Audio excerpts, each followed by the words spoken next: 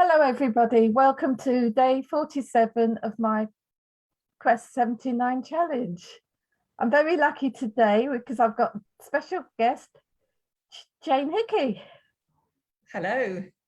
Jane, I've heard that you're supporting people with music performance anxiety, which sounds really interesting to me. I've never heard of that before. And and I'd like to know more about it and how EFT can help this. Yeah, so music performance anxiety is a rather long name for a specific type of anxiety, which we used to often refer to as stage fright. So it's the same thing. And it's the experience that occurs to musicians, not just musicians, but other performers as well, who experience an overzealous reaction when they have to actually perform in front of people. So a little bit of nerves is good to help you focus, but when this just goes into overdrive and performers find themselves experiencing, having to run to the toilet, feeling sick, trembling, mind goes blank, all these sorts of things, that's when it's just tipped over the edge into what we call music performance anxiety, which is quite a mouthful for stage fright. Lovely. So how did you become involved in this? Are you a musician yourself? I'm a hobby musician, so I love music and I enjoy playing very much for relaxation. So I love music, but my involvement in the music world has been really intensified with the journey that my son has made. So my son is pursuing a career in music, and I've been on this journey with him from the age of about 4 until where he's at now, which is studying at a conservatoire in London. So it's been an absolutely fantastic experience for me and an insight into the music world. I bet. What does he play?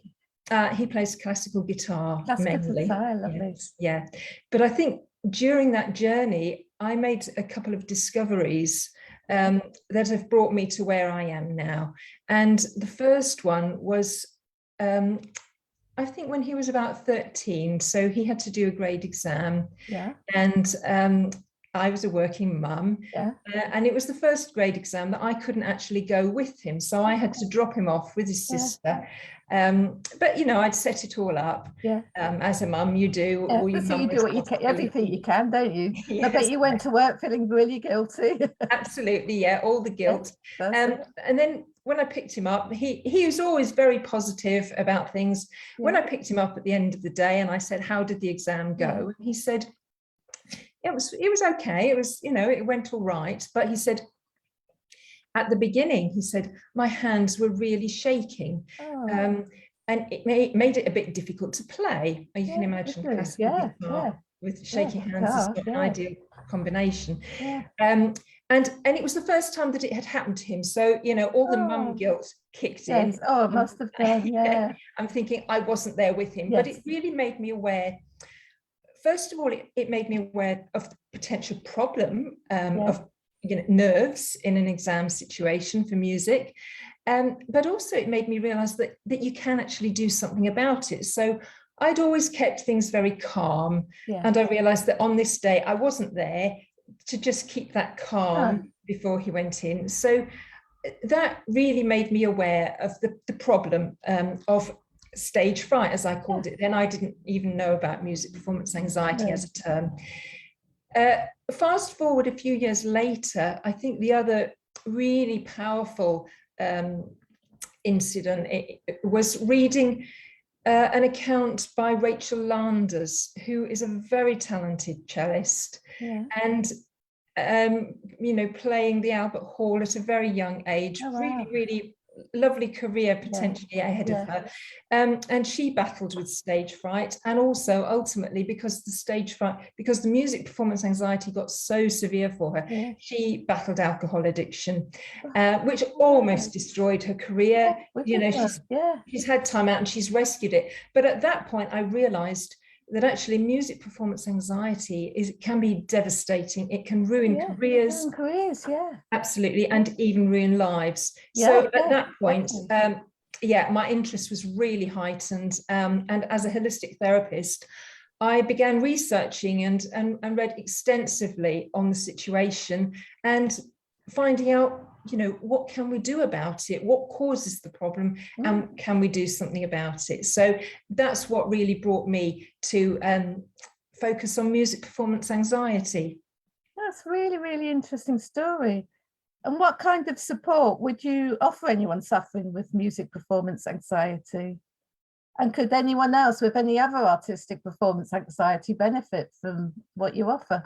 Yeah, so I'm happy to work with anyone really who presents to me wanting some support for artistic performance anxiety. So I'm not, I'm suppose very much drawn to classical music, but it doesn't stop jazz musicians or any other kind of performing artists. Because I suppose they'd all have the same problems, wouldn't they? As you say, the clammy hands and absolutely nerves.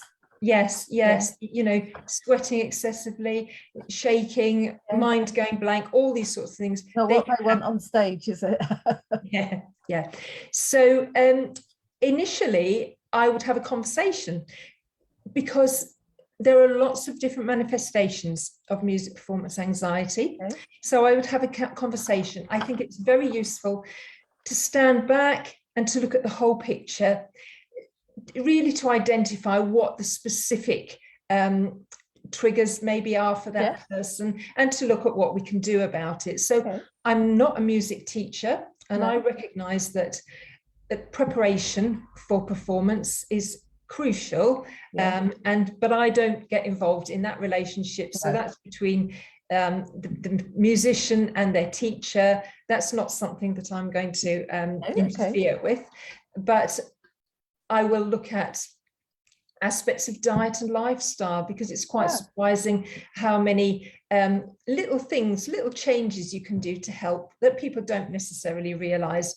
So in the way that an athlete might have a training schedule, a similar schedule building up towards the performance can be helpful. Thinking about diet, the food that you eat, the things that can make anxiety worse, and the things that can help. I've never thought of that. Really and also things like lifestyle as well. So we know about the importance of sleep, but sometimes when the pressure is on, a performer might forget about that. But there are all sorts of aspects of diet and lifestyle that can be really helpful. But as we're talking about tapping as well, that is very high on my agenda, because there are all sorts of memories that might be linked with music performance anxiety. So we can tap to clear some of those. Something happened early on when they're a small child, couldn't perhaps the first concert they did or something. Absolutely. We know all about the impact of trapped memories. And I think when we think about, the example of the horse rider who falls off and gets back on the horse, that can be a little bit more difficult for the musician, because the performance has happened. So if it didn't go well, it can be a little bit difficult to get back on straight away. They might have to wait months and months. And consequently, all that time it's building in their mind, isn't it, and expanding. Absolutely. And really, sometimes these memories, as we know, they get buried, but they influence us at the worst possible moment. So there are lots of things that can go into a plan, and I approach it very much on the individual basis. So what is right for the one musician might not be right for another musician, but drawing on the modalities that I use to create a personalized support plan. That is really, really amazing. I'm really interested in that. I half wish I was a musician, so you could help me. It's never too late to start. It's really interesting. Is there any chance of you coming back on another of my, joining me again, and perhaps giving us some examples of what you do?